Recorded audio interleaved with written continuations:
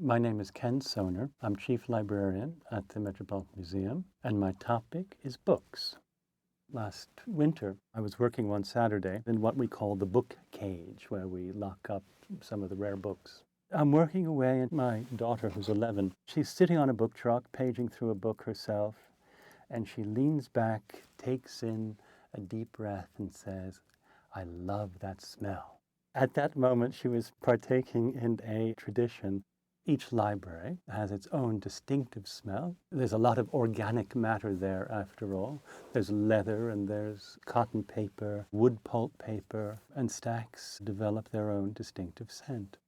For me, the Metropolitan Museum is very much a house of books. Sometimes works of art take the shape of a book as a beautiful ivory booklet that carries within it a number of stories. A Greek physician on a sarcophagus. He's long gone, but his image of being absorbed in his scrolls is still with us. This is from about 300 AD. The scrolls are there because the codex, the book as we know it, hadn't been developed yet. There are some books that you'd be very foolish not to judge by the cover. Holy books, whether it's a prayer book or a Quran, are decorated, housed in exquisite bindings, or written in a manner that exemplifies artistry. Books have a symbolic importance that goes far beyond the text. In Annunciation scenes, Mary is interrupted by the angel Gabriel in her reading. And the fact that she's reading is an expression of her virtue and also alludes to the story that most of the viewers would know.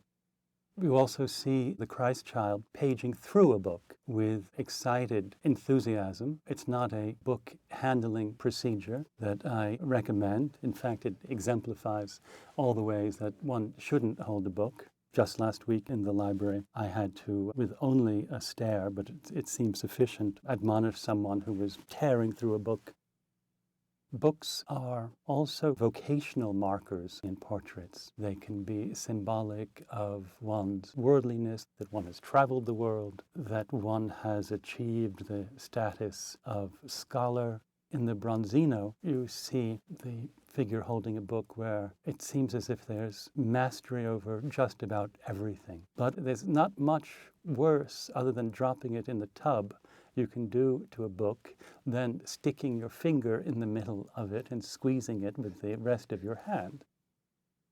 I think Van Gogh is one of the great painters of books. They are very bookish. They're very much about the materiality of books. They are not props. They're part of the inevitability of everyday life.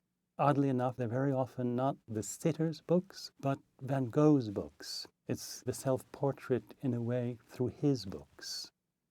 If I were to choose one of my favorite still lifes, it would be in St. Catherine's bookstand, where you see half a dozen books or so, brightly and beautifully colored in this wonderfully convenient revolving bookstand. To me, it's a bouquet of books. The single librarian I can identify is Winkelmann, who is reading his sacred book, the Iliad by Homer.